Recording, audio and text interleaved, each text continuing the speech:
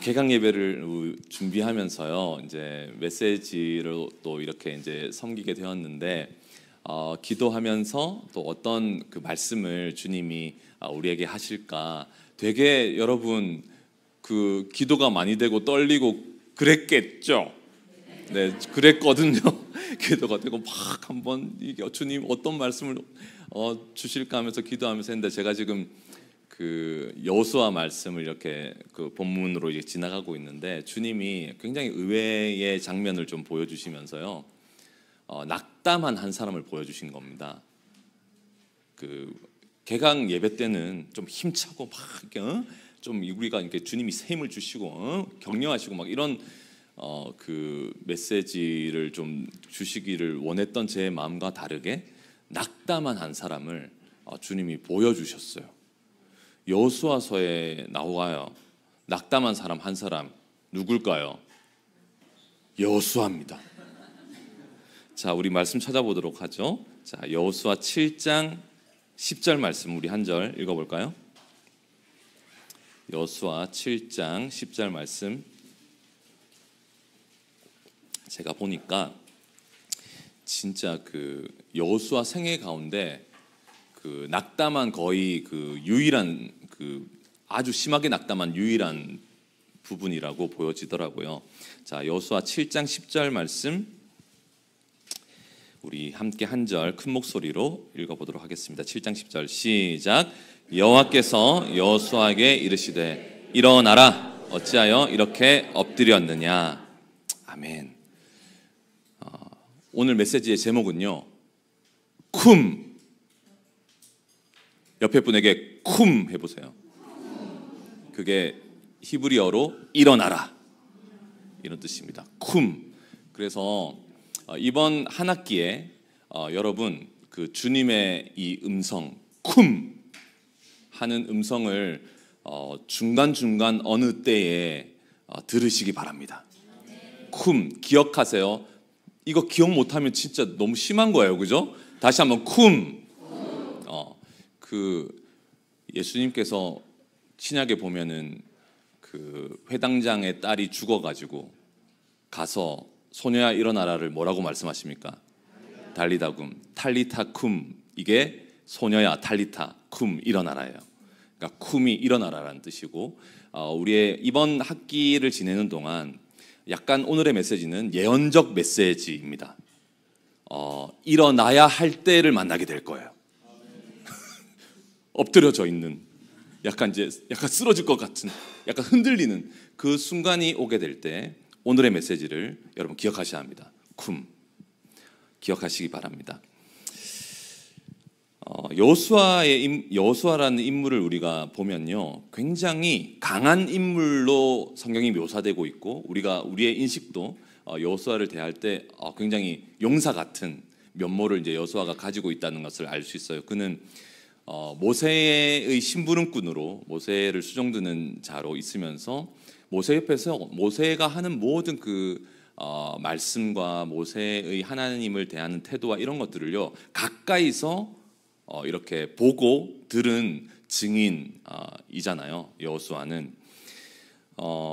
그래서 그 사실 모세를 통해서 많은 것을 그는 배웠는데, 출애굽기 17장에 보면은 아말렉이라는 그 민족이 이렇게 막 전쟁을 한단 말이죠. 거의 이제 전쟁 경험이 없는 이스라엘 백성들과 전쟁을 할 때에 사실 아말렉이라는 이 민족이 굉장히 전쟁을 좋아하는 호전적인 그런 어떤 민족이었는데, 이 전쟁과 사실은 이 민족과 전쟁을 한다는 자체가 굉장히 이제 전쟁 경험이 없는 노숙자 군단처럼 보이는 이스라엘 백성들로서는 거의 이제 이길 수 없는 이런 거였는데, 모세가 여호수아에게 진두지휘해가지고 하라는 겁니다. 경험이 없는데 여호수아에게 그렇게 하라는 거예요.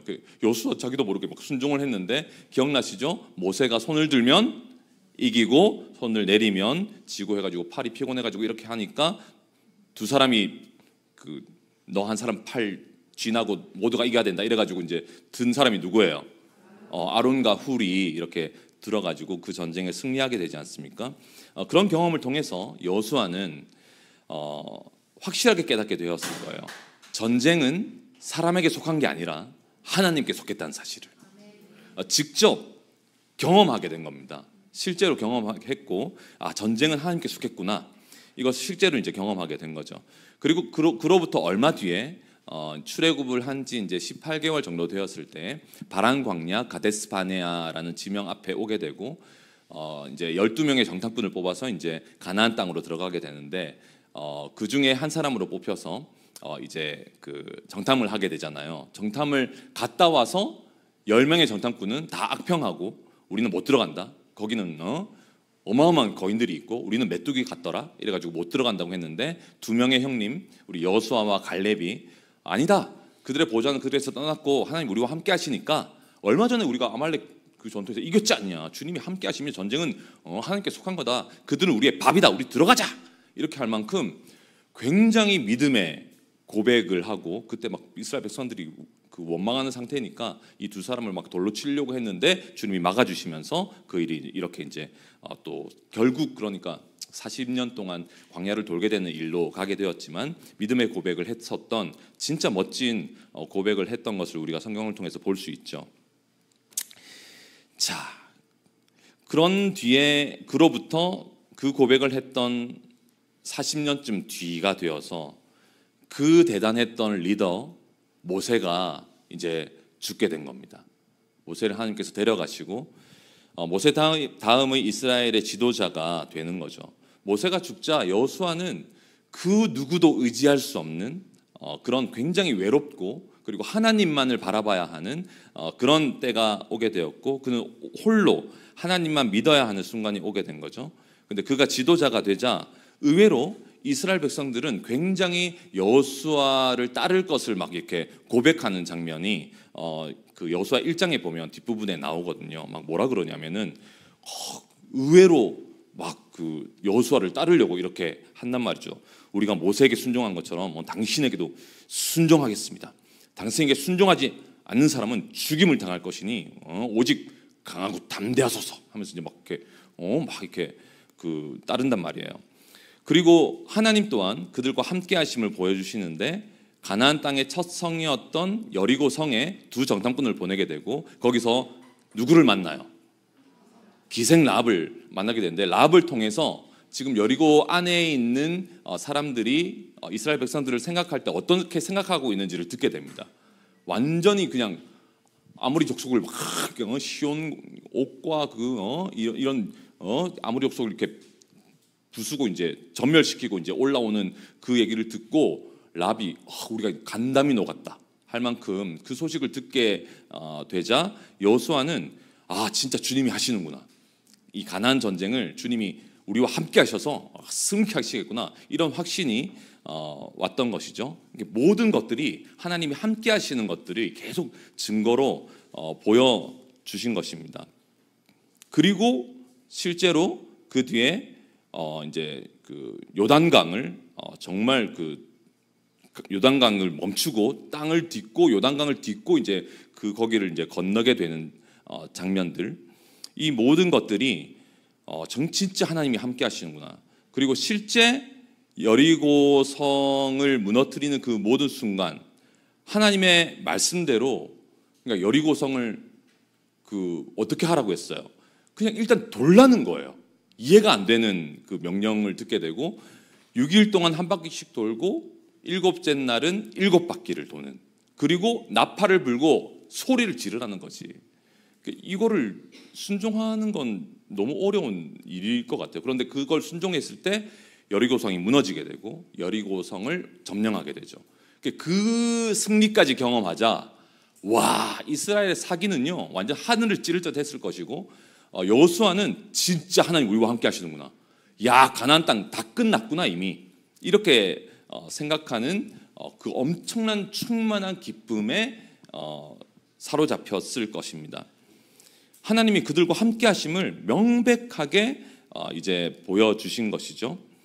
그러니까 여호수아는 모세 다음의 지도자가 된 다음 모든 것이 순적하게 하나님께서 모든 것을 밀어주시는 그런 느낌을 받고 있었을 거예요. 그렇겠죠, 여러분? 진짜 그런 상황이 된 겁니다. 그래프로 말하면 그냥 상승 곡선인 거죠.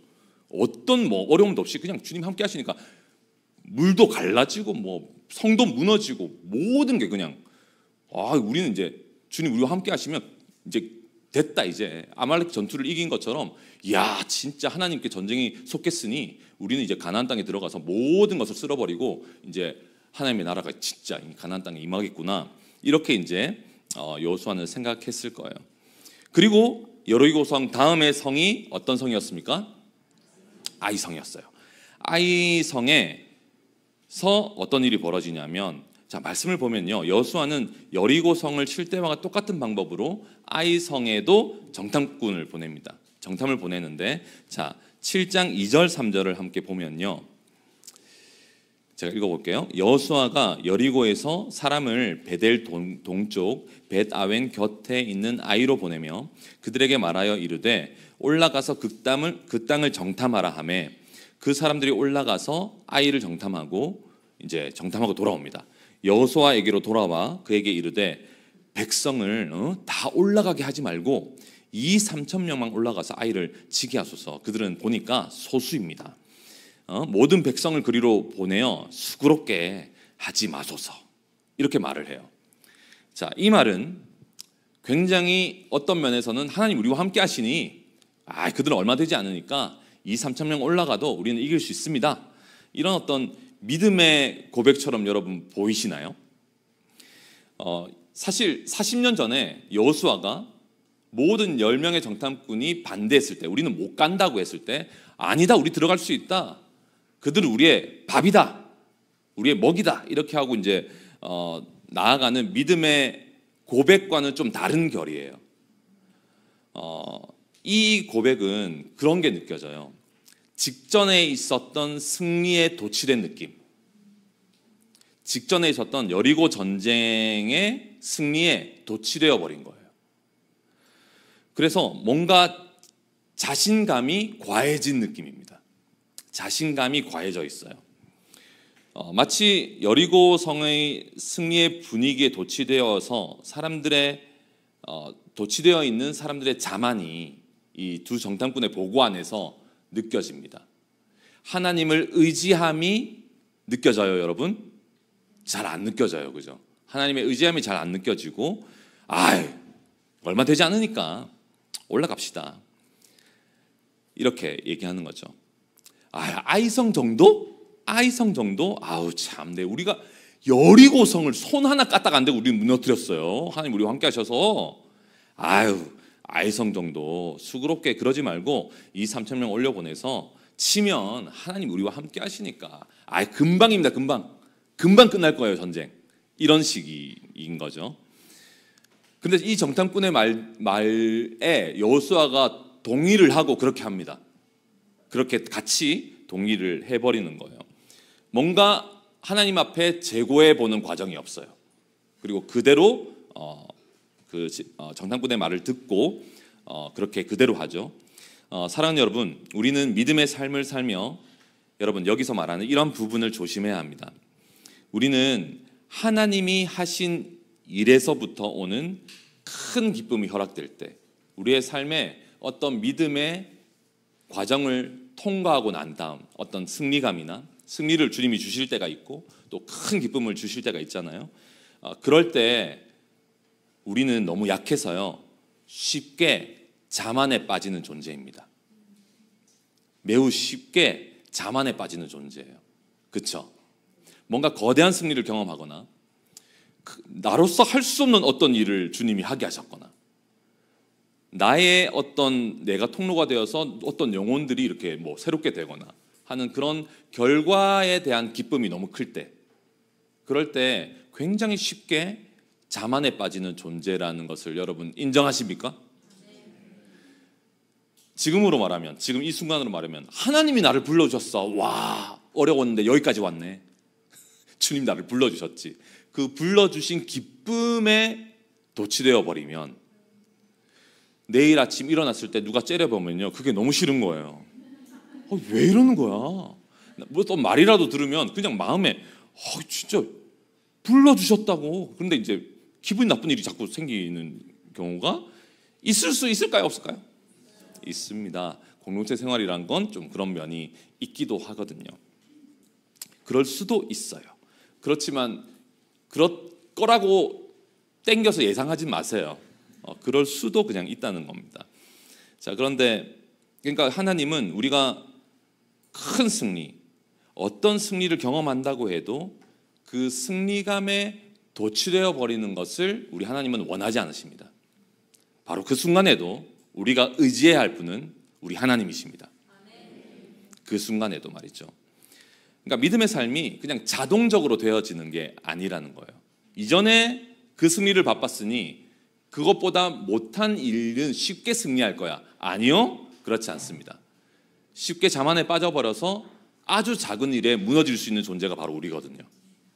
큰 승리를 경험한 다음 작은 사람의 말 한마디에 무너져 버리는 게 우리일 수 있거든요. 실제 그렇죠.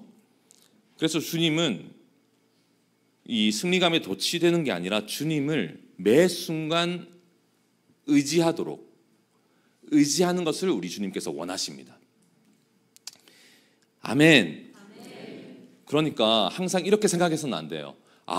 내가 이런 것도 통과했는데 요 정도는 할 수 있어 하는 이 나의 힘이 들어가 있는 순간 바로 그 이유가 우리가 무너지는 이유가 되는 거예요. 내가 할 수 있다고 생각하는 것. 여러분, 철저하게 우리는 주님을 의지해야 합니다. 손가락 하나도 내가 스스로 들 수 없다는 전적인 자기 포기는 하늘의 은총을 가져옵니다. 내 스스로는 아무것도 할 수 없다는 전적인 자기 포기야말로 우리를 진정으로 하나님을 의지하게 하여서 진정으로 하나님만을 믿게 하여서 우리로 승리하게 하는 거예요. 믿음으로 말미암아. 아멘. 여호수아는 이런 재고가 없었던 거예요. 여리고 성도 얼마 전에 주님 그렇게 하셨는데 아이성 그냥 다가가는 순간 무너지겠구만. 다가가면 벽이 무너지겠지. 거의 이렇게 생각했을 수도 있어요. 돌면 끝나지 뭐. 여리고 성도 돌았는데 돌면 끝날 거야. 거의 그런 식으로 생각하고 다가간 겁니다. 그런데 어떤 일이 벌어집니까? 그 안일한 마음을 가지고 그렇게 했더니 어떤 결과가 되어버렸습니까? 4절 5절 백성이 3,000명쯤 3,000명이라고 했는데 그래도 조금 많이 2,000명 아니고 3,000명으로 해서 올라갔어요. 그런데 아이 사람 앞에서 도망하게 됩니다. 아이 사람이 그들을 36명쯤 쳐 죽이고 성문 앞에서부터 스바림까지 쫓아가 내려가는 비탈에서 쳤으므로 백성의 마음이 녹아 물같이 된지라. 첫 패배를 경험하게 되는 거예요. 자, 첫 패배를 경험하게 됩니다. 자, 이번 학기에 여러분 믿음으로 부르심을 받고 나가는 동안 여러분이 느끼기에 첫 패배를 하라는 건 아니지만 패배를 하지 마십시오. 믿음으로 이길 수 있습니다. 그렇지만 결과적으로 첫 패배다 하는 순간에 기억하셔야 합니다. 기억하셔야 합니다. 아멘. 기억하셔야 합니다. 그런데 첫 패배가 딱 왔는데 여호수아가 이럴 수도 있잖아요. 36명쯤 그래도 많이 죽진 않았네. 다시 전열을 가다듬고 하나님께 묻고 기도하고 다시 나가겠다. 이렇게 생각할 수도 있는데 여기서 여호수아가 예상치 못한 반응을 보여버려요. 무너져 버립니다. 마음이 완전히 낙담해 버려요. 여호수아가. 그러니까 여호수아답지 않아요. 여호수아답지 않고 무너져 버립니다. 우리가 믿음의 삶을 살면요, 저 사람이 어떤 사람을 보면 그 사람이 진짜 대단한 승리를 하고 여러 과정을 거쳐서 저기까지 다다랐구나. 그런데 의외의 지점에서 무너져 버리는 사람을 볼 때가 있어요. 저 사람이 저런 걸로 무너진다고 하는 의외의 지점에서 팍 꺾여가지고 이제 넘어져서 잘 일어나지 못하는 그런 거를 간혹 볼 때가 있습니다. 어떤 말을 해도 위로가 안 되고 격려를 해도 그 사람 마음이 일어나지가 않는 그런 종류의 일이 우리 각 개인에게 있어요. 나의 아킬레스 건 같은, 거기를 딱 건드리면 그냥 약간 무너지는 것 같은, 잘 가다가도 희한하게 그 말을 딱 들으면, 그리고 그 상황 딱 되면 팍 꺾여가지고 잘 일어나지 못하게 되는 그런 부분들 말이죠. 여호수아에게 아니 이게 여호수아의 캐릭터에서 나올 수 있는 반응인가? 라는 의심이 들 정도로 그렇게 이 첫 패배로 인해서 여호수아는 완전히 낙담해 버리는 것을 볼 수 있어요. 그 성경을 보면요, 진짜 여호수아가 이렇게까지 낙담하는 것은 유일합니다. 여기 이 장면이 아이성 패배했을 때 이 장면이 유일해요. 거의 그러지 않거든요. 생각해 보세요, 여러분. 40년 전에 가나안 땅은 밥이다 이렇게 얘기했던 게 40년 전이라고요. 그런데 시간이 흘렀는데 어떻게 이러냐고요. 원래 이런 사람이 아닌데 무너져 버려요. 그래서 그가 어떻게 하느냐. 6절에 보세요. 여호수아가 옷을 찢어요. 옷을 찢고 이스라엘 장로들과 함께 여호와의 궤 앞에서 땅에 엎드려 머리에 티끌을 뒤집어 쓰고 저물도록 있다가 이르되 첫 마디가 뭡니까? 슬프도소이다. 슬픔이 온 거예요. 이렇게까지 낙담해 버리다니. 슬픔이 온 겁니다. 슬프도소이다. 주 여호와여 어찌하여 이 백성을 인도하여 요단을 건너게 하시고 우리를 아모리 사람의 손에 넘겨 멸망시키려 하셨나이까. 우리가 요단 저쪽을 만족하게 여겨 거주하였다면 좋을 뻔하였나이다. 와, 완전히 믿음의 고백이 아니잖아요. 진짜 낙담한 거예요. 이 첫 패배가 여호수아의 어떤 마음에 있었던, 모르겠어요, 그 내면 안에 있었던 어떤 걱정과 염려를 딱 건드려 가지고 무너뜨려 버리게 하는 그런 부분이었을지 모르겠어요. 그러니까 아예 요단을 건너오지 않고 그냥 요단 동쪽 편만 그냥 우리가 거주했다면 이런 일은 벌어지지 않았지 않겠습니까? 이렇게 그게 더 좋을 뻔하였나이다 얘기하면서 주여 이스라엘이 그의 원수들 앞에서 돌아섰으니 내가 무슨 말을 하오리까? 9절 함께 읽어볼까요? 7장 9절 시작. 가나안 사람과 이 땅의 모든 사람들이 듣고 우리를 둘러싸고 어떻게 하시려 하나이까 하니. 아멘. 아니 왜 이렇게까지 낙담해 버린 걸까? 여호수아는 여러분, 우리의 삶에 낙담이라는 것은 어떨 때 찾아옵니까? 보통 떨어지다, 떨어질 낙에 쓸개담. 제가 쓸개가 없는 사람이거든요. 쓸개 수술해가지고 없어요. 근데 그 쓸개이기도 하고 마음이라고도 하는데, 마음이 이렇게 떨어진다. 낙담을 할 때는 어떨 때 낙담을 하게 되나요? 뭐라고요? 보통 기대가 너무 클 때, 그리고 그 기대는 그냥 이루어지는 거라고 생각했을 때, 기대에 대한 믿음에 대한 확신이 강력하면 강력할수록 그 기대가 현실이 되지 않았을 때 오는 것이 낙담이죠.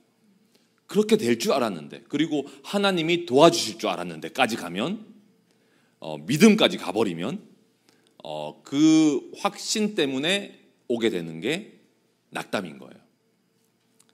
너무 확신한 거죠. 사실은 아이성 아무것도 아니라고 생각했던 거예요. 너무 확신한 거예요. 그러니까 이 기대에 대한 확신 때문에 여호수아는 확 떨어지게 된 겁니다. 기대가 높고 그것이 확실하게 될 거라고 생각했기 때문에 확 떨어지게 되어서 낙담을 하게 됐어요. 확실하게 낙담했죠.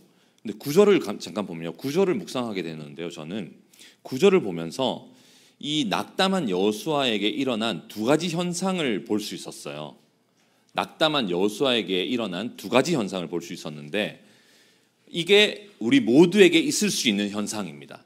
낙담한 자에게 올 수 있는 두 가지 현상인데요. 첫 번째 현상은 뭐냐면요, 낙담은 우리로 하여금 염려 시나리오가 돌아가게 만듭니다. 그 염려 시나리오, 그건 이렇게 될 거야, 안 될 거야, 막 이런 어떤 염려 시나리오를, 최악의 상황을 막 그리는 거예요. 여기 말씀해 보세요. 뭐라고 되어 있습니까? 가나안 사람과 이 땅의 모든 사람이 듣고 우리를 둘러싸고 우리 이름을 세상에서 끊으리니. 이 패배 한 번으로 그냥 끝까지 가버렸어요. 다 끝장나는 시나리오를 그냥 생각해 버리는 거야. 여호수아는. 염려 시나리오가 돌아갈 때 여러분 그건 위험합니다. 그렇죠? 여러분 염려하지 마세요. 아멘. 옆에 분에게 염려하지 맙시다. 조금만 어려움 겪으면 진짜 이게 안 되겠네. 이게 될 일이 아니야. 못하겠어. 안 할 거야. 여기서 끝이야. 그냥 뭐 이렇게 밑도 끝도 없이 염려 시나리오를 이렇게 계속 돌리면요, 염려 시나리오의 그 소재는요 끝이 없어요. 무궁무진한 게 염려 시나리오입니다. 모든 것이 염려될 수밖에 없는 거거든요. 인생 자체가 그런 것처럼. 자, 그러니까 첫 번째 현상이 낙담이 되면요 염려 시나리오가 돌아간다는 거예요. 아니 어떻게 여호수아가 이렇게 됐는가? 여러분 아무리 어려운 일을 만나도 항상 그 염려 시나리오를 쓰는 것도 하지 말지만 최악의 생각을 좀 하지 마세요. 항상 사람들이 보면요 뭔가 이렇게 딱 어려운 일 겪으면 최악의 생각을 가버려. 여호수아처럼 우리 끝났다 이렇게 돼버리는 거죠. 그러니까 예를 들면 뭐 여기 이제 여러 부부들이 있지만 부부싸움 몇 번 했다고 해서 부부싸움 몇 번 했다고 해서 생각이 이렇게 다르다니 우리는 안 맞아 헤어져 이렇게 되는 건 말이 안 돼요. 원래 부부의 삶은요 싸우면서 사는 거예요. 아멘. 싸우다가 덜 싸우기도 하고 좀 극복하면서 사는 게 그게 부부 생활이지 몇 번 싸웠다고 해서 극단적인 생각을 할 필요가 있어요 없어요? 있어요? 없어. 극단적인 생각을 할 필요가 없단 말이에요. 우리 중에 뭐 부부싸움 하는 사람이 있어서 제가 얘기하는 건 아니에요. 간혹 싸운 사람이 있긴 하지만 최근에 뭘 들어서 제가 얘기하는 건 아니라는 걸 말씀드리는 바입니다. 그러니까 아니 애를 키울 때도 얘가 도대체가 어떻게 이런 애가 나왔나? 진짜 말을 해도 얘는 안 되겠다. 나 진짜 양육 나 포기하겠다. 원래 애들은 말을 안 들어요. 그러면서 키우는 거예요. 그게 양육이죠. 뭐 맞잖아요. 그러니까 몇 번 그렇다고 해서 사실 우리가 극단적인 시나리오를 쓰고 극단적인 생각을 한다는 건 여러분 그래서는 안 되잖아요. 믿음의 삶도 마찬가지입니다. 부르심을 받은 믿음의 삶도 마찬가지입니다.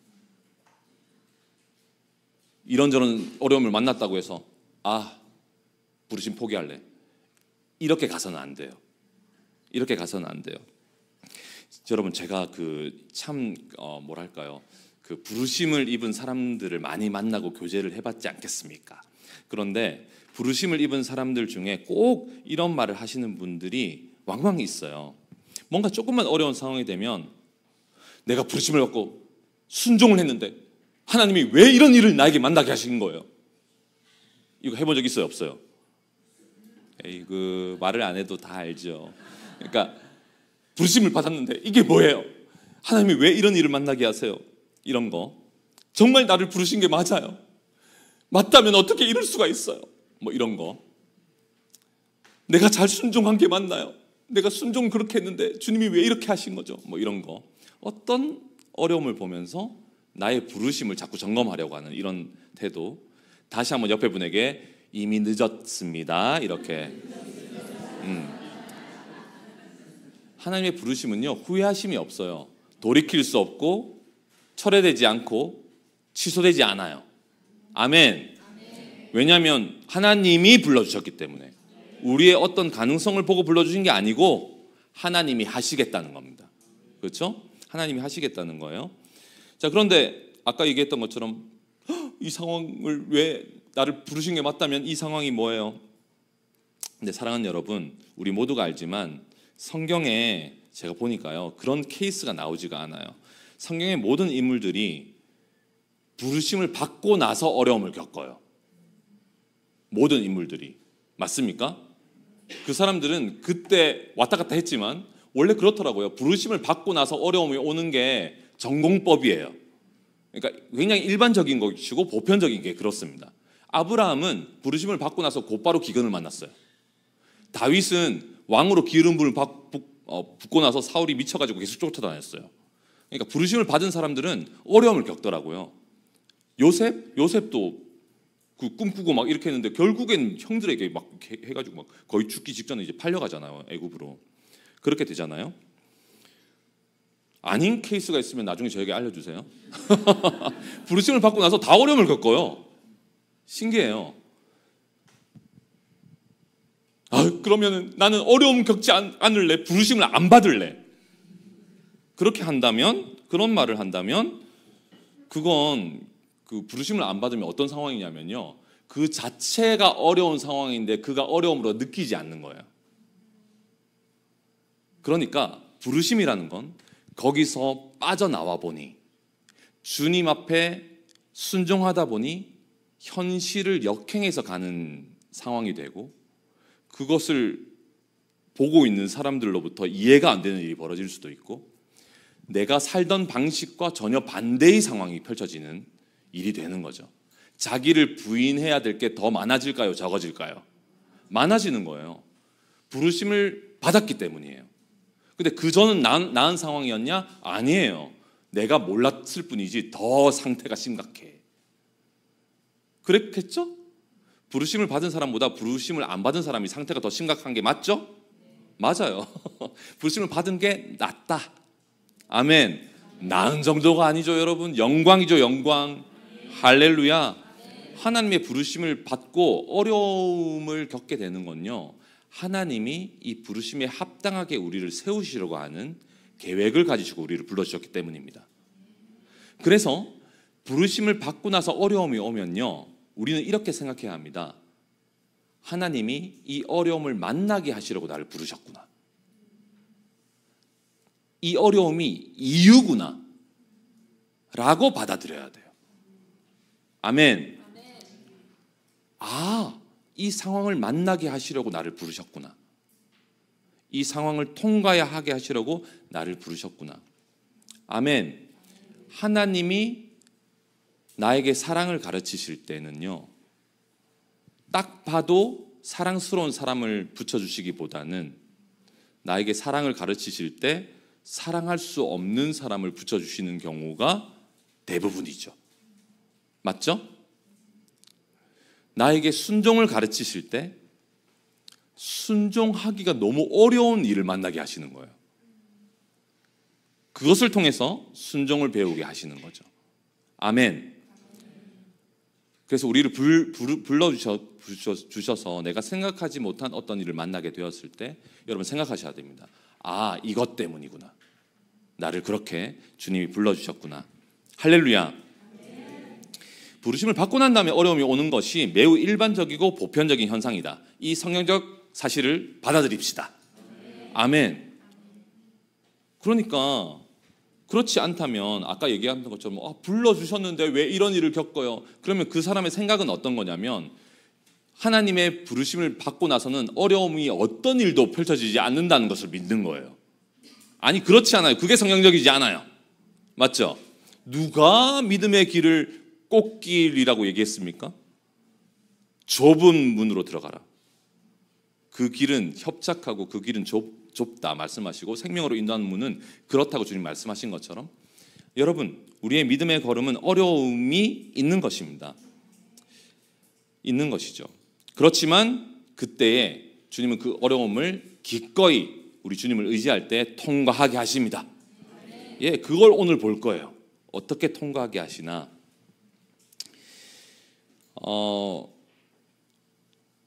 하나님께서 우리에게 부르심을 허락해 주시고 부르신 나에게 어려움을 만나게 하셨다면 그 어려움을 만나게 하시려고 나를 부르셨다는 사실을 여러분 기억하셔야 돼요. 근데 이거를 지금 메시지를 듣는 중에는 받아 적고 지금 막 이렇게 그렇구나 하거든요. 근데 그 상황이 딱 오면요, 멘붕 온다고요. 멘붕 와요. 그 상황이 딱 오면은 여호수아가 그랬던 거예요. 주님 어려울 때 주님 의지해야 된다는 건 몰랐던 사람일까요? 여호수아가? 아니에요. 40년 전이라니까 그들은 우리의 밥이라고 했던 게. 대단한 사람이에요. 여호수아는 두려움이 없었어요. 전쟁을 해서 승리했던 사람이고 대단한 사람이었단 말입니다. 그런데 기대하지 못한 상황이 와버린 거예요. 기대하지 못한 상황이 온다는 거예요. 문제는 그때 우리는 확 흔들릴 수 있다. 그때 기억해야 한다. 주님 나에게 말씀하신다. 쿰, 일어나라는 겁니다. 그 상황이 올 수 있다는 겁니다. 부르심에 반응하지 않았다면 여러분, 만나지 않아도 될 일들을 우리는 부르심에 반응했기 때문에 만나게 되는 것이고요. 필연적으로 만나야 할 어려움들을 주님 우리에게 만나게 하시고 그것을 통과하게 하려고 우리를 부르신 겁니다. 아멘. 기억하셔야 돼요. 진짜 기억하셔야 합니다. 나는 나를 잘 몰라요. 맞죠? 알아요? 잘 몰라요. 어떤 상황 앞에 보여지는 내가 나이거든요. 가만히 내 인격 그냥 잘 이렇게 편안하게 하하하 하면서 이제 인사하고 이렇게 지내는 내 모습이 내 모습이 아니라 어떤 내가 기대하지 못한 상황을 만났을 때의 내 모습이 오늘 여호수아처럼, 여호수아가 확 낙담해 버린 것처럼 그게 나거든요. 그 나의 모습을 주님은 만나게 하시는 겁니다. 만나게 하시는 거죠. 자, 낙담한 여호수아에게 찾아온 두 번째 현상은 이것입니다. 첫 번째는 염려 시나리오가 돌아갔다는 거고요. 그렇죠? 최악의 시나리오를 막 여호수아 혼자 생각했다는 것이고, 자, 그 낙담한 여호수아에게 찾아온 두 번째 현상은 9절을 다시 보면 가나안 사람과 이 땅의 모든 사람들이 듣고 우리를 둘러싸고 우리의 이름을 세상에서 끊으리니, 두 번째, 주의 크신 이름을 위하여 어떻게 하시려 하나이까? 이렇게 말합니다. 주의 크신 이름을 위하여 어떻게 하시려 하나이까?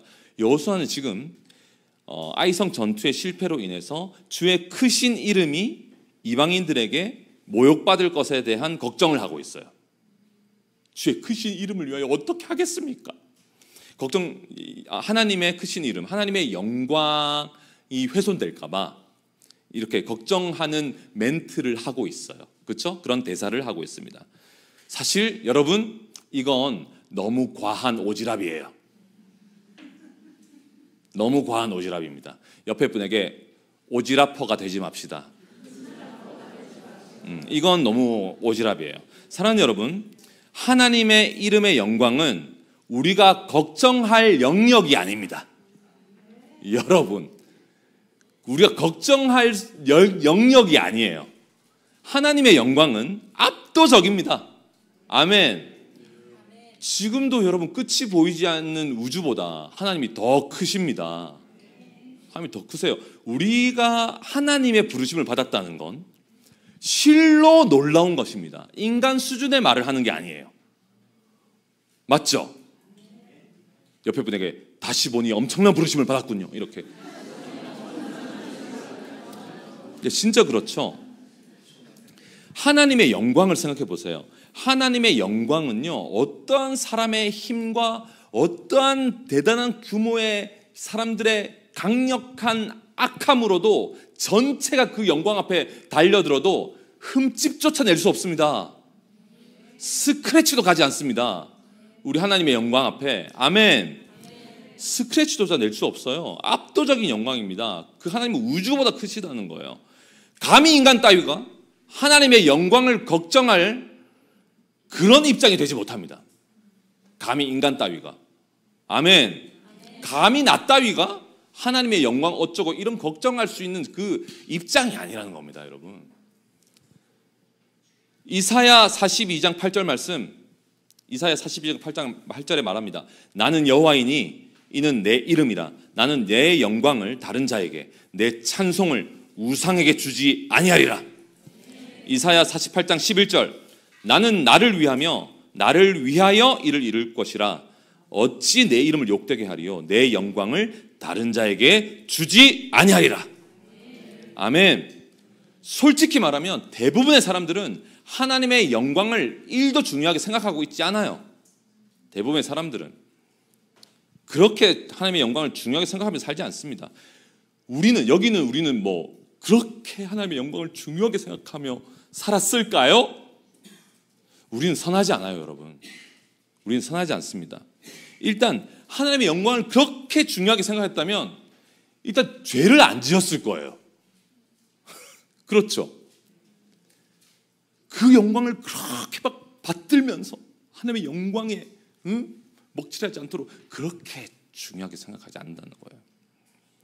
죄를 안 지었겠지, 그럴 거면.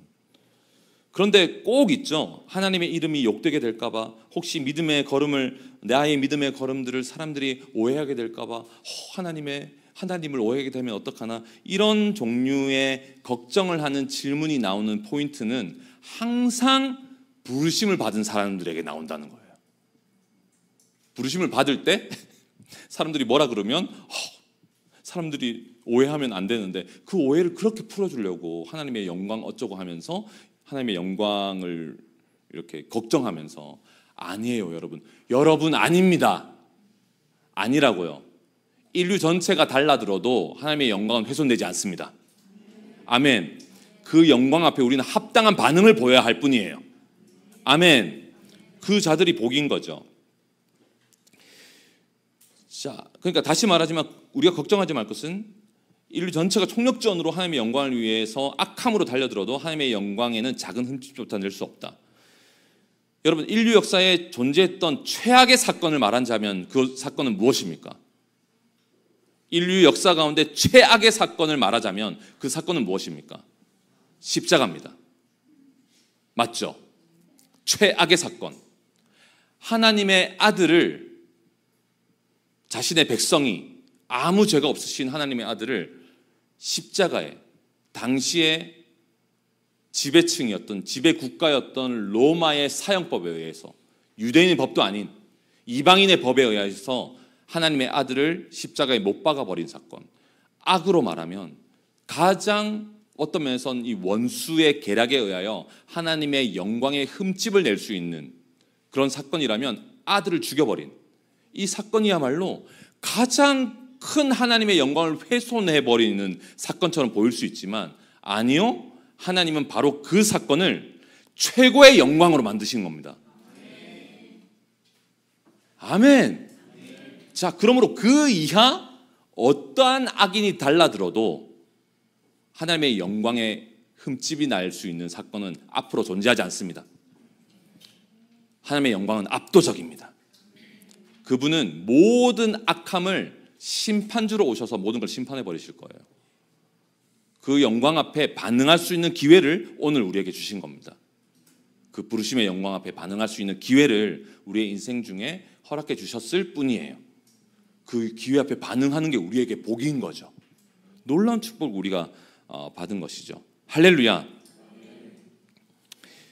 근데 여호수아가 이런 낙담으로 인해 최악의 염려 시나리오가 막 돌아가고, 하나님의 이름을 아주 걱정해주는 오지랖을 이렇게 막 이제 그런 대사를 하고 있는 거예요. 지금 약간 제정신이 아니에요. 여러분, 낙담은 우리로 하여금 제정신이 아니게 만듭니다. 어제 했던 멋진 믿음의 고백도 생각이 안 나요. 어떤 일을 딱 겪으면 완전히 그냥 해롱해롱 하는 거예요. 그때 여호수아에게 하나님께서 말씀하십니다. 말씀하십니다. 다시 7장 10절 함께 읽어봅시다. 7장 10절 읽습니다. 시작. 여호와께서 여호수아에게 이르되 일어나라. 아멘. 옆에 분에게 다시 한번 아멘. 왜 이렇게 하나님 돌아가신 것처럼 호들갑을 떠느냐? 어떤 사건 속에서도 하나님은 통치하시고 다스리신다. 하나님이 모르시는 것처럼 왜 이렇게 호들갑 떨고 앉아 있느냐? 왜 이렇게 엎드리고 있느냐? 뭐 때문에 이렇게까지 무너져 버리는 것이냐? 뭐 때문에? 왜 최악의 시나리오를 혼자 쓰고 하나님 영광 어쩌고 하면서 하나님을 걱정해 주고 있는 것이냐? 아이성에게 진 패배 한 번으로 이렇게 된다고? 이게 말이 돼? 일어나라고 주님 말씀하십니다. 자, 그러니까 사랑하는 여러분, 아이성 전투의 실패는, 생각해 보세요. 아이성 전투의 실패는 이스라엘의 전력이 약했기 때문인가요? 아니면 아이성이 너무 강했기 때문인가요? 여호수아의 지도력 부족 때문인가요? 아이성의 전투는 누가 실패하게 하셨습니까? 하나님이 실패하게 하셨습니다. 자, 이 지점입니다. 하나님께서는요, 하나님의 크신 계획 안에서, 이 부르심 안에서 어떤 부분은 우리에게 실패하게 하십니다. 실패하게 하시는 거예요. 실패를 통해서 주님을 더 붙들 수 있다면, 실패를 통해서 우리가 복음을 더 의지하고 우리의 믿음이 더 하나님을 향하게 되는 진짜 절대 믿음이 될 수 있다면, 그 실패를 우리 주님은 허락해 주십니다. 근데 그 실패에는 원인이 있어요. 자, 그러니까 사실 여호수아는 하나님께서 이스라엘을 실패하게 하실 거라는 생각을 한 번도 해보지 않은 거예요. 하나님이 이스라엘을 실패하게 하시다니, 이 그림이 없었던 겁니다. 그렇죠? 하나님이 함께 하시는데 어떻게 질 수 있냐는 거예요. 이 그림이 없었기 때문에 낙담이 오게 된 거예요. 하나님이 함께 하시는데, 하나님이 나를 부르셨는데 왜 실패하게 하셔? 그 그림이 없으니까 실패가 왔을 때 무너져 버리는 거죠. 기대가 확신이 되어버린 상태였던 거죠. 아닙니다. 이 아이성 전쟁은요, 하나님이 실패하게 하신 거예요. 그런데 이유가 있어요. 실패하게 하신 이유가 있습니다. 그 이유가 무엇입니까? 자, 11절 12절 함께 읽어볼까요? 시작. 이스라엘이 범죄하여 내가 그들에게 명령한 나의 언약을 어겼으며, 또한 그들이 온전히 바친 물건을 가지고 도둑질하며 속이고 그것을 그들의 물건 가운데에 두었느니라. 그러므로 이스라엘 자손들이 그들의 원수 앞에 능히 맞서지 못하고 그 앞에서 돌아섰나니, 이는 그들도 온전히 바친 것이 됨이라. 그 온전히 바친 물건을 너희 중에서 멸하지 아니하면 너희와 함께 있지 아니하리라. 아멘. 자, 원인이 있어요. 아이성의 실패의 원인이 분명히 있었어요. 여호수아는 아직 그걸 몰랐죠. 근데 이제 원인을 주님이 말씀하시는데, 여리고성 전쟁 때 어떤 범죄가 있었던 거죠. 그렇죠? 누구의 범죄입니까? 아간의 범죄예요. 하나님께서 분명히 여리고에서 아무것도 취하지 말라고 말씀하시고, 헤렘 전부가 진멸되어야 된다, 주님 분명히 말씀하셨음에도 불구하고 아간이라는 사람이 시날산 외투 금덩이 하나, 여러 은들 뭐 이렇게 여러 세계들을 막 가지고 몰래 취했던 겁니다. 그러니까 7장 뒷부분에 그는 제비복귀에 의하여서 걸리게 돼요. 그리고 아간과 그 모든 아간에게 속한 것들이 완전히 진멸을 당하는, 그걸 이제 그 장 뒷부분에, 7장 뒷부분에 보여주고 있는데요. 자, 부르심을 받은 사랑하는 여러분, 우리 모두 이번 학기 하나님이 싫어하시는 죄에 대하여 깨어 있어야 합니다. 죄에 대하여 깨어 있어야 합니다. 실패의 원인은 죄입니다. 확실합니다, 여러분. 실패의 원인은 나의 의지력의 약함이 아닙니다. 대단한 주위 사람들 때문이 아니고요, 뭐 의지 박약이나 나의 경험이나 이런 게 아닙니다. 실패의 원인은 죄입니다. 죄가 있을 때 실패하게 되는데, 그 실패를 통해서 큰 낙담이 벌어졌다면 우리는 원인을 못 찾을 수 있거든요. 그때도 생각해야 합니다. 죄를 돌아봐야 합니다. 죄가 있는지를 돌아봐야 합니다. 내가 인지하지 못하는 부지 중에 범한 죄가 있는지 주님 앞에 머물러서 돌아봐야 합니다. 죄는 우리를 실패하게 합니다.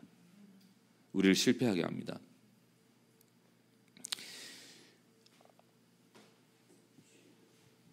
이번 학기 여러분에게 이 개강 예배를 하면서 권면합니다. 하나님께서 나에게 명백하게 하지 말라고 하신 것이 있다면, 여리고성 전투에서 주님이 명령하신 것처럼 취하지 마, 하지 마, 어떤 것도 취해서는 안 돼, 진멸해버려야 돼. 주님이 명백하게 하지 말라고 하신 게 있다면 여러분에게 하지 마세요. 아주 단순해요. 하지 말라고. 하지 말라는 거 하지 마세요. 하지 말라고 하는데 하지 마세요. 아니, 어떻게 표현해야 돼? 단순해요. 하지 말라면 하지 말라고요. 하지 말라고 했는데 하지 말라고요. 더 강조해서 할 수가 없어. 그렇죠? 하지 말라고 했는데도 하면 안 돼요. 아간은 뻔히 알고 있었거든. 신할산 외투, 저 신할산 외투가 있네? 오, 명품인데 입으면서 알았을까 몰랐을까? 금덩이네? 손이 가고 있는 동안에도 명령을 알았을까 몰랐을까? 하지 말라고요. 하지 말라면 복잡하지 않다고요. 자, 이 말은 여러분, 우리가 부르심 안에서 완벽하게 거룩한 삶을 살아라, 우리가 완벽한 어떤 거룩에 이르라, 이 얘기가 아니에요. 우리 개인에게 주님이 하지 말라고 말씀하신 게 있다면, 다른 사람은 다 해도 괜찮지만 넌 안 돼. 넌 내가 말해왔잖아. 다른 사람은 몰라도 너만큼은 넌 나의 종이야. 넌 내가 불렀어. 넌 내 것이야. 넌 안 돼. 다른 사람 보지 마. 다른 사람 보지 말라고. 너만큼은 안 돼. 하지 마. 이렇게 말씀하시면 하지 맙시다. 길게 얘기했어요. 똑같은 한 문장으로 넘어가야 될 걸. 그만큼 꼬여있고 우리는 그만큼 끈덕지게 이거를 놓지 않으려고 하기 때문에 하지 마세요. 또 얘기해요. 하지 마세요. 하지 말라는 거예요. 완벽해지라는 말이 아닙니다. 그 하지 말라는 주님 말씀에 우리 순종합시다. 우리는 이번 학기 여러분 거룩한 전쟁을 합시다. 거룩한 전쟁을 합시다. 아이성의 패배 이후 아간과 그에게 속한 모든 것을 진멸해버리죠. 7장 뒷부분에 나옵니다. 모든 것을 진멸하자 하나님은 이제 아이성을 어떻게 이길지를 말씀하십니다. 어떻게 이길지를 말씀하십니다. 이미 이기는 건 쉬워요. 사실은 하나님 안에서. 아멘. 하나님이 가나안 땅을 완전히 그냥 다 이겨버리게 하실 수 있죠. 여호수아도 알고 있었거든요. 그런데 이 죄를 제하자 이제 하나님께서는 어떻게 이길지를 말씀하시는데, 자, 그런데 어떻게 이길지를 말씀하시는데 그 이기는 방법이 얼마 전 여리고성을 칠 때와는 완전히 다른 말씀이에요. 완전히 다른 양상이에요. 자, 그러니까 우리가 이걸 통해 배워야 되는 것은요, 내가 어떤 승리를 이루었다고 해서 그 방식이 다른 작은 일에 적용되지 않을 거라는 말입니다. 그때도 주님을 의지해야 돼요. 계속해서 실시간으로 주님을 의지해야 하는 것을 배우게 하시는 겁니다. 아멘. 주님을 의지해야 되는 걸 배우게 하시는 거예요. 자, 그러니까 아니 여리고성과 똑같이 말씀해 주실 수도 있죠. 그래, 이제 아간을 다 처단했니? 죄를 제했니? 그래, 아이성도 돌아라. 똑같이 하면 돼. 돌아. 그렇게 하면 가나안 땅의 모든 성을 돌았을 거예요. 그죠? 성이네, 돌자. 성을 만나는 족족 돌면서 그냥 다 무너지는 거지. 돌면 무너지니까. 그런데 그건 이스라엘 백성들에게 방법을 의지하는 일이 되었을 거예요. 맞죠? 하나님을 의지하는 게 아니라 방법을 의지하는 일이 되었을 겁니다. 자, 그걸 하나님은 싫어하십니다. 방법을 의지하는 걸 싫어하세요. 어떤 좋은 해결책이 있으면 우리는 좋겠거든요. 항상 믿음의 삶을 살면서 일체의 비결 같은 건 없나? 그 멋진 방법은 없나? 그래서 항상 제가 그 여러 청년들에게 질문을 받을 때도 항상 사람들은요, 방법을 원해요. 그 미디어를 이길 수 있는 방법은 뭔가요? 어떻게 하면 이길 수 있나요? 핸드폰을 꺼. 제발 좀 끄라고. 끄고 성경책을 펼쳐. 근데 안 하는 거야. 아니, 방법이 없는 게 아니라고요. 근데 계속 방법을 원하는 이유가 뭐냐면 하기가 싫으니까.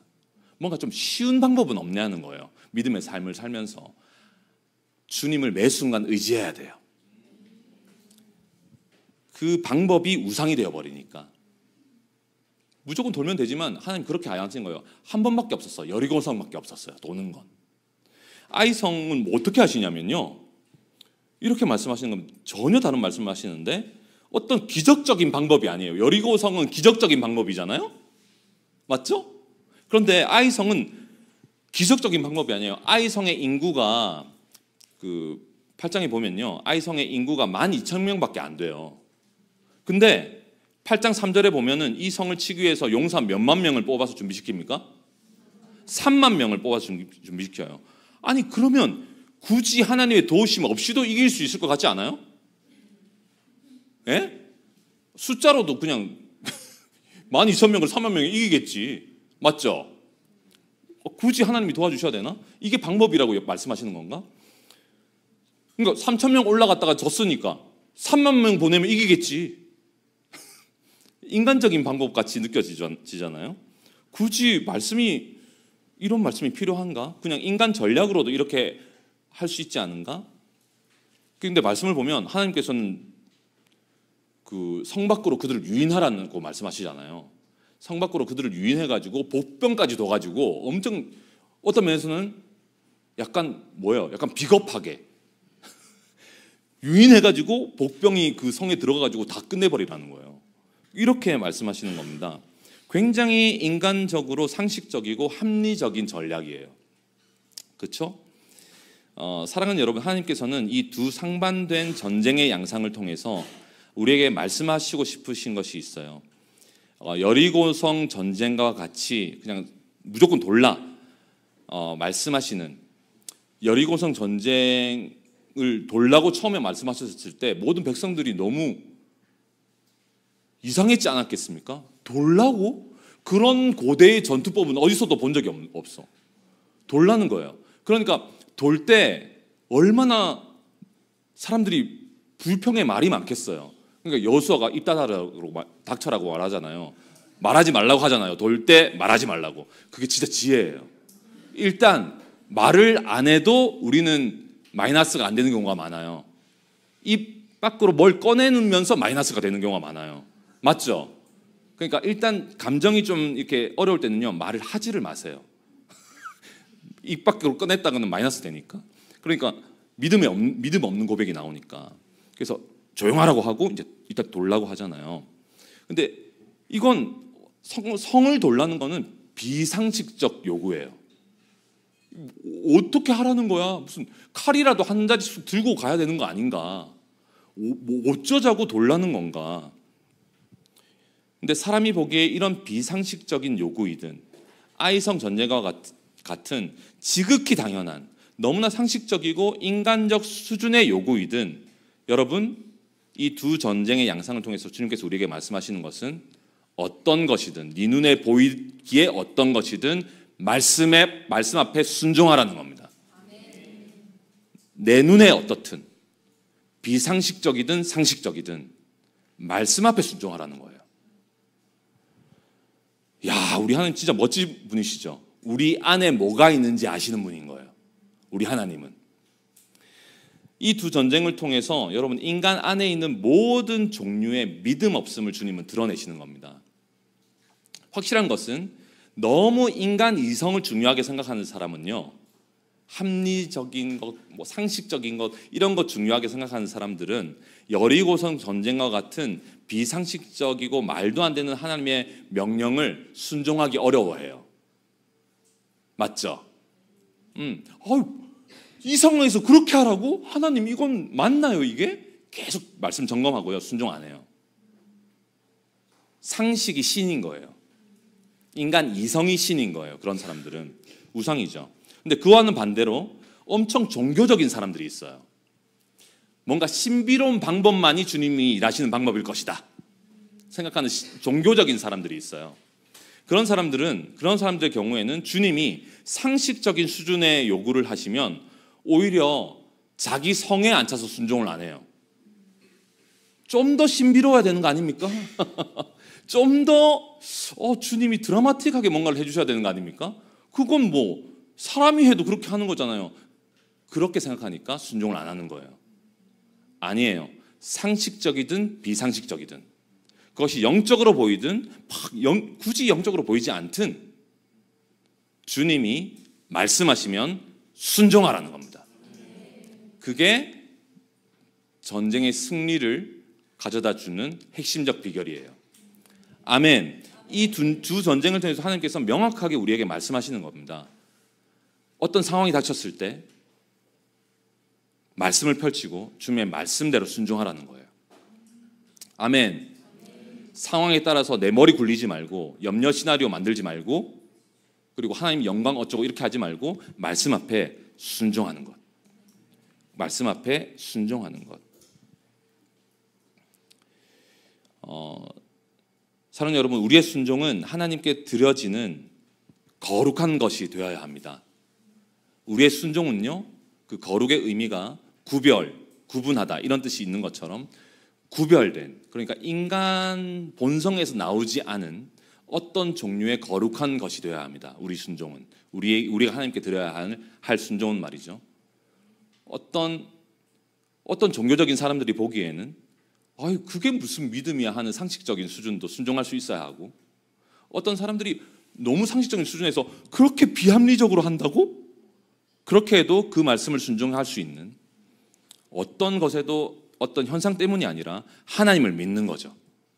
하나님을 믿는 거예요. 말씀대로 순종하느냐 하는 것입니다. 전쟁의 승패는 바로 거기에 달려 있어요. 하나님 앞에 나의 구별된 순종을 드리는 것, 거룩한 순종을 주님께 드리는 것. 그러니까 하나님 말씀 앞에 여러분 단순하게 토달지 말고 이런 상황은 어떻게 해요? 저런 상황은 어떻게 해요? 이 사람은 어떻게 해요? 저 사람은 어떻게 해요? 이렇게 하지 말고 말씀 앞에 토달지 말고 단순하게 순종하는 것.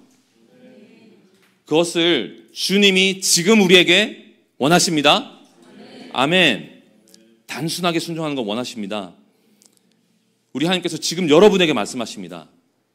어떤 상황에서든 일어나라는 거예요. 일어나서 거룩한 순종을 하라는 겁니다. 죄를 제하고 거룩한 순종으로 너의 발걸음을 내딛어 일어나. 주님 말씀하시는 거예요. 우리가 엎어져서 막 헷갈리고 있으면 너 왜 이렇게 엎드려 있냐? 일어나. 네가 걱정하는 그 상황을 나 하나님이 모른다고 생각하냐? 나 하나님이 모르는 게 있다고 생각해 넌? 나는 모든 걸 알고 있어. 네가 걱정하는 그 사실을 알고 있어. 나에게 구해. 내가 말하는 대로 해.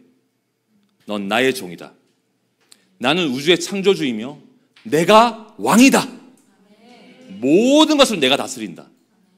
내 말대로 해. 주님이 말씀하십니다. 우리 하나님 스스로 있는 자이시며 우리 하나님은 창조주이시며 그분은 여호와이십니다. 그분이 모든 것을 다스리십니다. 그분은 나를 만드신 분이며 인류 역사의 모든 일어나는 일 중에 하나님이 모르시는 일은 존재하지 않습니다. 어떤 상황을 만나도 주님 앞에 무릎 꿇고 기도하십시오. 주님 모든 것을 아시잖아요.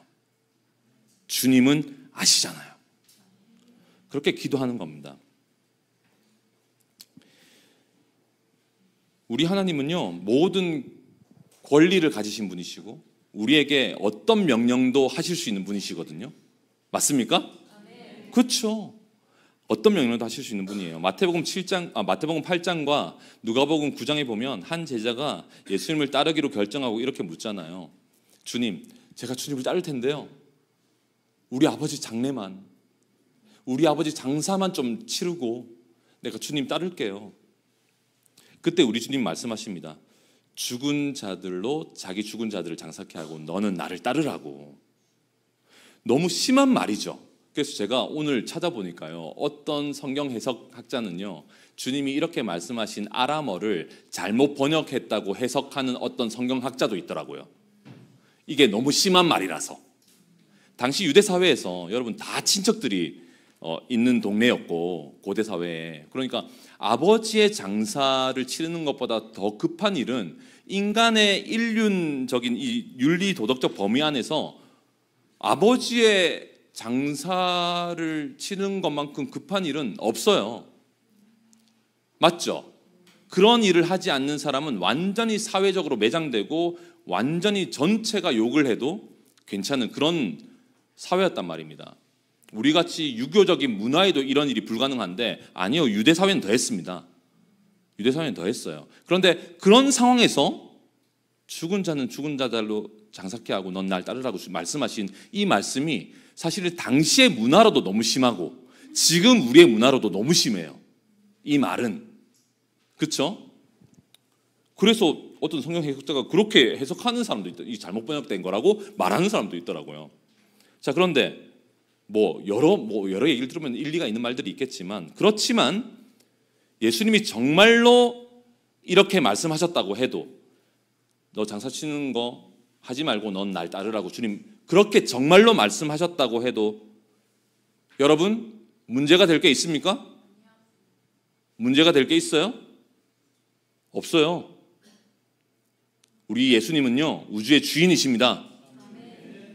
우리를 부르신 분은 우리가 생각하는 것을 뛰어넘으신 그분은 절대자이시며 스스로 있는 자이시며 그분은 모든 압도적인 영광의 본체이십니다. 인간 수준 따위가 이렇다 저렇다 말할 수 있는 분이 아니십니다. 그분 앞에 모든 것을 우리는 꺾어야 하고 그분의 말을 절대적인 진리로 받아들여야 하며 그분의 말씀이면 나의 생각과 다른 모든 것들을 나의 그 진리와 다른 모든 경험들을 모든 관점들을 그 말씀 앞에 꺾어버려야 합니다. 그게 우리가 사는 길입니다. 그게 우리의 생명이 되는 거예요.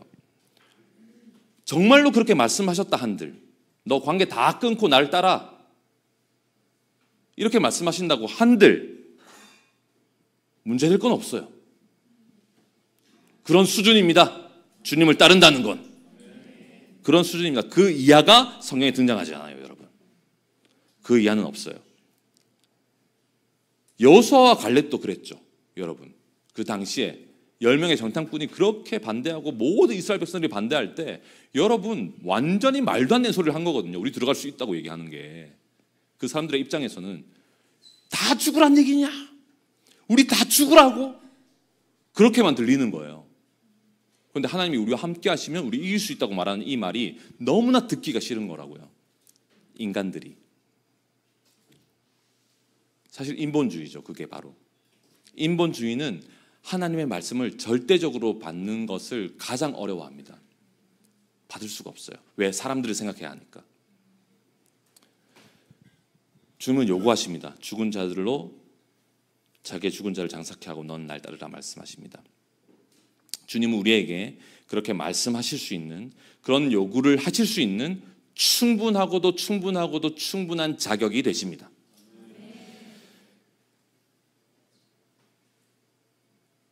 그리고 그분은 나를 위해서 가장 비참하고 수치스러운 죽음으로 십자가에 죽으신 나의 구주이신 것입니다. 그러니까 더 그렇게 말씀하실 수 있는 자격이 되세요. 그런 요구를 하시기에 합당하십니다. 아멘. 그분께 합당한 영광을 우리 올려드립시다.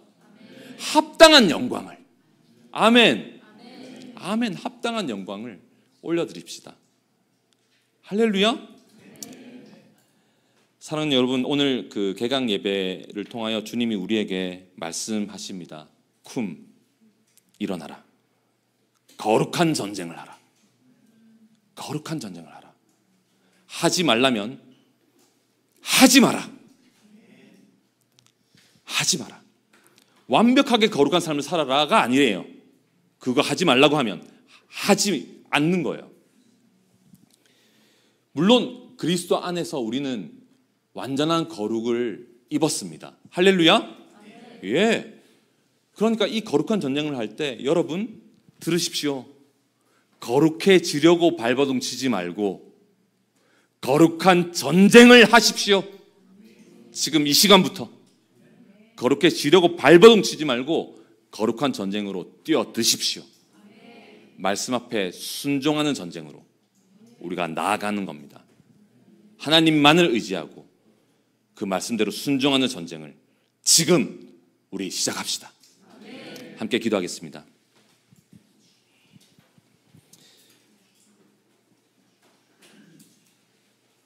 저는 믿습니다. 이 메시지를 통해서 사람의 언어를 뛰어넘어 여러분 각 개인에게 말씀하신 어떤 영역이 있다고 저는 믿습니다. 저는 몰라요. 그렇지만 성령님은 아시고 우리 각자에게 주님이 말씀해 주신 부분이 있을 거예요. 그 말씀을 우리가 우리의 심령으로 아멘하여서 우리 기도합시다. 그리고 결단합시다. 자꾸 우리의 믿음의 책임을 주님께로 넘기지 마세요. 주님 나에게 믿음을 주셔야죠. 자꾸 이런 얘기 하지 마세요. 주님은 우리의 믿음 없음을 책망하십니다. 제자들의 믿음 없음을 주님은 책망하셨습니다. 아멘. 왜냐하면 믿음의 기회를 항상 주님은 우리에게 주시기 때문입니다. 믿을 수 있는 기회를 주시는 거예요. 지금 이 순간 모르겠어요. 어떤 낙심이 여러분에게 있다면, 10년 가운데 어떤 엎드려져 버린 일이 있다면, 기대하지 못한 어떤 상황을 맞이했다면 주님의 음성을 들으십시오. 쿰, 너 일어나. 일어나서서 나를 바라봐. 내 음성을 듣고 내 음성 앞에 반응해. 내 양은 내 음성을 들으며 나는 그들을 알며 그들은 나를 따르느니라. 우리는 주님의 양입니다. 주님이 우리를 아시죠. 그 음성을 듣고 믿음으로 나아가는 믿음의 결단의 기도로 함께 나에게 말씀해 주신 주님 앞에 우리 함께 기도하며 좀 충분히 나아가도록 하겠습니다. 기도하시겠습니다. 그러므로 형제들아, 내가 하나님의 모든 자비하심으로 너희를 권하노니 너희 몸을 하나님이 기뻐하시는 거룩한 산 제물로 드리라. 이 너희가 드릴 영적 예배니라. 주님, 이 영적 예배를 매일의 삶 가운데 우리가 드리기를 원합니다. 주님, 나를 주님께 드리는, 나의 몸을, 나의 시간을,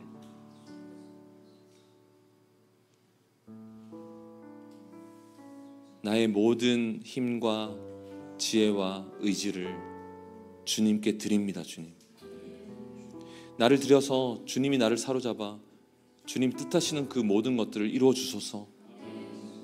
하나님이 쓰시기 편한 그릇으로 우리를 빚어주소서.